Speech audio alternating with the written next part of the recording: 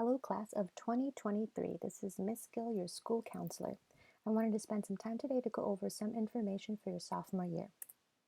So to start off, I wanted to give you my contact information.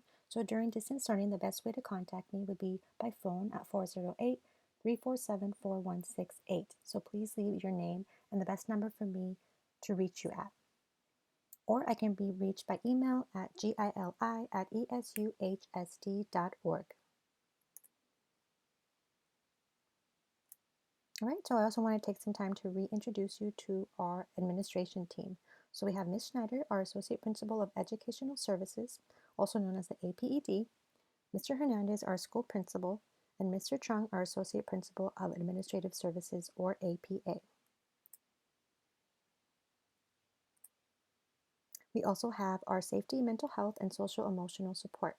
So starting off with our safety support members, we have Mr. Georgie, our Student Advisor, who serves students with the last name A through L, Mr. Laura, our Student Advisor, who serves students with the last name M through Z, Mr. Romero, our Campus Monitor, and then we have our Mental Health and Social Emotional Support, who is led by Miss Amy, our School Social Worker, and she also has interns that she works with that also provide mental health and social emotional support to students. So in our counseling office, we also have Miss Guerra and Nicole that work very closely with all the counselors, and we are located in room 401.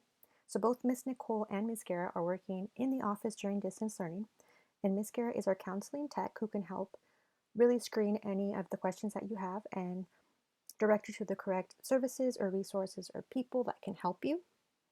She can also help with work permits. So if you have any questions regarding work permits, she is the person you would like to go to. Then we have Mr. Nicole, our school registrar. So she helps with registration, student withdrawals, or anything that has to do with transcripts. So their contact information is here. You can email them or call them, and they would be happy to help you. So as your counselor, here's a few things I can help you with. So I can assist you with ARMS, Infinite Campus, School Loop, and other school applications. So if you're having trouble logging in, please let me know and I will walk you through the process to make sure you can access those applications. One of the main things as well is I'll help you create an academic plan. So if you were here last year as freshmen, we started your 4-year plan. If you are new this year, we will start your 4-year plan this year. So this is something that we're going to revisit every single year to update it to make sure that you're on track for graduation and that you're also on track to be eligible to apply to university by following the A through G requirements. As your counselor, I can also connect you with services and resources depending on what you're struggling with or what concerns you may have.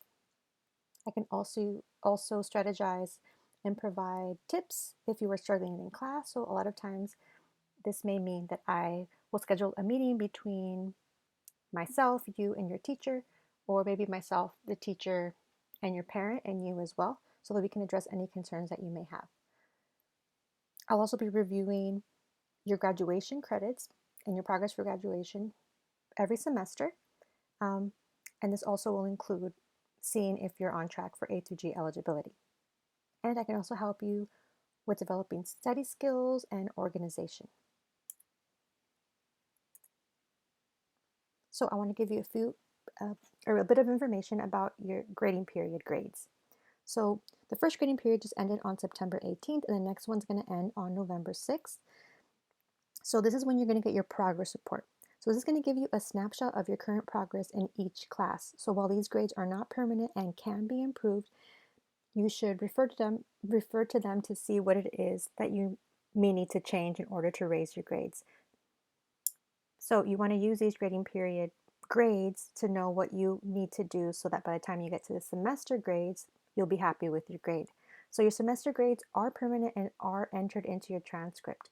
So if you pass your class, you receive your 5 credits for each class for that semester.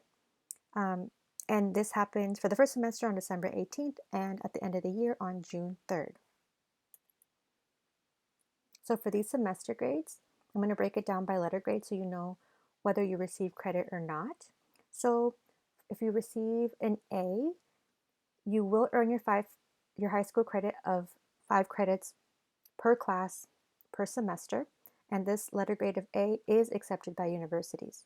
If you receive a B, you do get your high school credit, which is your 5 credits per class per semester, and this grade is also accepted by universities. For C's, you do earn your 5 credits per class per semester, and it is accepted by universities. For D, while you do earn your 5 credits for high school per class per semester, this grade will not be accepted by universities, and you may be required to repeat that class if you want to be A through G eligible. And if you receive an F, you do not get any high school credit, and this is also not accepted by universities. So we always want to shoot for a C or better so that we can ensure you get your high school credit and that grade is accepted by universities. So we also have here the breakdown of your graduation requirements. So these are the minimum requirements you need to meet in order to get your diploma at the end of your senior year.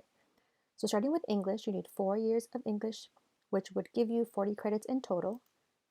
Social science, you need 3 years, which would give you 30 credits. Mathematics, 2 full complete years in 2 different levels of math. That gives you a total of 20 credits. For science, you need 2 years, which is 1 year at least in biological science, 1 year in a physical science, and that's going to give you a total of 20 credits.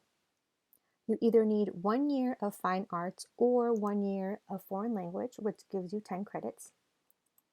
And then you need 2 years of physical education, which gives you a total of 20 credits. Anytime you take any class that is not in any of the above subject areas, or you go above and beyond the number of credits you need for graduation, it's going to go into the elective category. So you would need 80 credits of electives. So if you add these all up, the minimum amount that you would need for graduation and to receive your diploma would be 220 credits. So then moving on to A through G requirements. A through G requirements are high school courses that students must complete in order to meet the minimum eligibility requirements for admission to University of California schools and California state universities. So here it's broken down to subject area, and the reason that they're called A through G requirements is because every subject area is assigned a letter. So if you notice, the letters range from the letters A through G. So this is how we get the A through G requirements. So the way you can read this chart is the diamonds in black are the number of years required for each subject area, and the ones in gray are the years recommended for each subject area. So for math, laboratory science, and foreign language, there's number of years required and then the number of years that they recommend. So a comparison between your high school requirements and A through G requirements, as you can see, the biggest difference that we always want to make clear that students understand is that for high school requirements, as I mentioned, although a D will earn you credit, for A through G requirements, you need a C minus or better in order to meet the eligibility requirements. So while you may get credit for a class when receiving a D for high school, if you receive a D in one of the classes here, you're going to have to retake it so that you can get a C minus or better. Another main difference would be while high school only requires either 1 year of world language or foreign language or 1 year of visual performing art, for A through G requirements, you need 2 years of a foreign language and 1 year of a visual performing arts.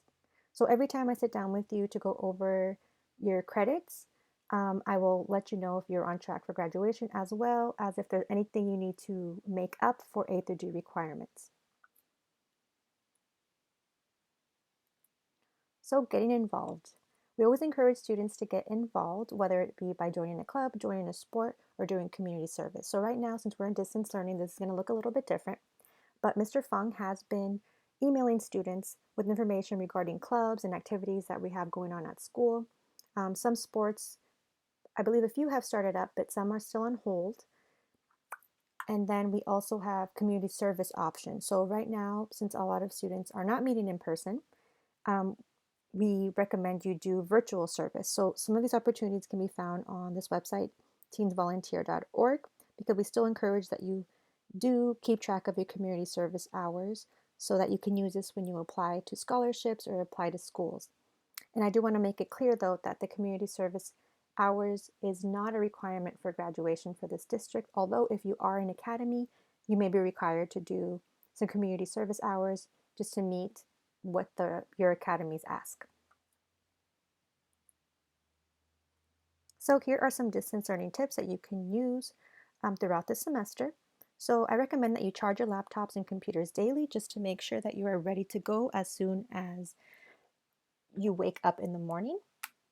And the first thing you want to do when you open your computer is log into your ARMS account before beginning classes. So that can be accessed through arms.esuhsd.org. And doing so will give you access to your student Zoom, your student Gmail, your student School Loop, and your Infinite Campus. And if you need help accessing any of these on your account, please email me or call me as soon as possible. And you can also contact your teachers through School Loop or your student Gmail if you have any questions regarding their classes. So another important thing that you should keep in mind as a student through distance learning is that you do practice self-care. So this can be seen as many different ways. So one of the main ways is asking for help. So this is one of the services that I would be able to help with if you need help with anything, whether it be something going on at home, your classes. You can always reach out to me and I will help you the best I can or connect you with services, maybe our administration team, it may be our safety team or our mental health support team. So I will do my best to help you with any of your concerns or struggles. But here you can also see there's a lot of other options you can use to provide self-care. That is very important to get through distance learning and just to get through what we're going through as a country right now. So I also recommend, if you have not already done so, that you visit our school website at andrewphill.esu.hsd.org, and there you're going to find a lot of information that is updated regularly regarding our school events or activities. It's also a good place to get information such as where you can pick up a lunch form, when you can come pick up lunches Monday through Friday, if you need a Chromebook or a hotspot, and also we have mental health service resources listed on our front page. We have resources for parents, information on athletics, any activities they may be having, our college and career section, which will give you information about the counseling center where I'm located, information about academics, overall Andrew Hill information, and then over here, forms that you may need to submit. So please check out our website if you have not already done so. It is a good resource. And then right now, even though we are not doing tutoring in person, we do have virtual tutoring hours, which happen on Tuesday, Wednesday, and Friday. So Tuesday and Friday, tutoring hours are 2:30 to 4, and Wednesday they are from 12:50 to 4. So this is when counselors and teachers are available to help students to provide additional support or tutoring in subject areas. So please take advantage of these tutorial and office hours to check in with your teachers and myself. So if you have any questions, go ahead and please give me a call at 408-347-4168 or send me an email at gili@esuhsd.org. And just please keep checking your email because I will be sending you a message soon about how you can schedule a meeting with me online. So I will give you the opportunity to either choose whether you want to do a Zoom meeting with me or a phone meeting with me. So I'll be providing more information with that link soon. But until then, if you need to get in contact with me, please call me or email me. Thank you.